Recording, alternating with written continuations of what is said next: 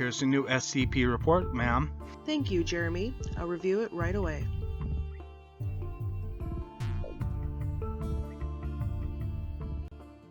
Welcome to SCP Reports. I'm SR Hellsing. Today's SCP is SCP-117, Complete Multitool.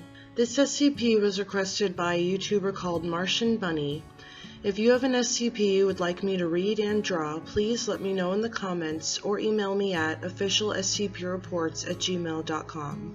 The item appears to be a regular multitool of unknown make and brand found in Florida. At first glance, only the normal tools are found: screwdriver, knife, can opener, etc. But if the user is faced with a task, regardless of what tool the subject intends to pull out and use, a tool perfectly fitted for the job will take its place, regardless of spatial quantities that are being broken by the tool. All other tools always seem to be present though after the task is completed and the tool closed. Unless faced with a task requiring that tool again, the tool cannot be found on the tool. Document number 117-A, Effects of Usage. After countless uses and testing with the SCP, it has been discovered to cause harm and possibly death to the user by means of absorbing iron, copper, calcium, and zinc from the user's body as long as the user is touching the device. Gloves seem to have no curbing effect on this, and the rate of absorption seems to depend on the tools used or created by SCP-117. It is advised that only Class D personnel are used in conjunction with this SCP to prevent death or injury of researchers. Document 117-B, Usage Log of SCP-117. Situation: a loose screw on a metal plate. Tool produced by SCP. Screwdriver, though not the standard screwdriver. Situation: a nail barely in piece of timber. Tool produced. Standard hammer. Situation: a piece of timber with proposed cut lines drawn. Tool produced. An electric saw which needed no outside power source. Situation: a piece of bulletproof glass. Tool produced. An unknown laser cutting tool which needed no outside power source. Situation: SCP- Tool produced. A bloodied combat knife.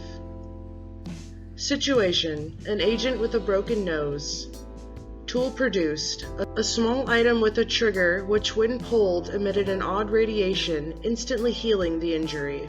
Situation: Class D personnel fit for execution. Tool produced. Situation: communication needed with SCP-363. Tool produced. See Incident Report number 117-3F 05-X clearance required.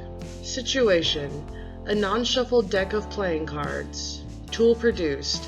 A mid-sized mechanical shuffler. Situation: Class D personnel with terminal cancer. Tool produced. Item similar to sixth test. Situation: a perfectly healthy Caucasian male with no criminal record. Tool produced.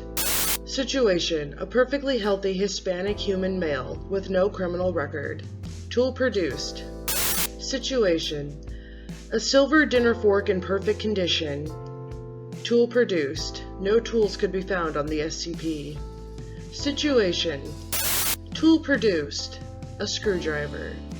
Situation: a dirty window. Tool produced. A nozzle that sprayed a mixture of soap and water that completely cleaned the window. Situation: an uncharged iPod. Tool produced. The iPod end of a charging cord which needed no outside power source. Situation: a blank sheet of standard computer paper. Tool produced. A pen filled with a seemingly infinite supply of black ink.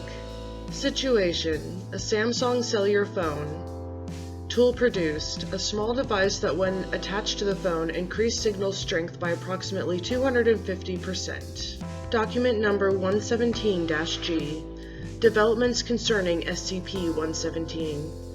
After exposing the SCP to an array of different items and people, it appears that the object may very well be sentient to some degree. Because of this, we must consider the fact that the SCP is susceptible to telepathy and must not come into any contact with any SCPs with known telepathic powers.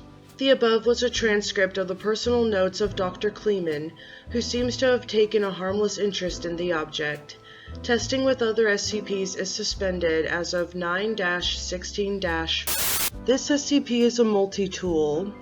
At first glance appears to just be your regular average multi-tool, but when used, it always produces the perfect tool for whatever you need, even if it's something like charging your phone. What pops out?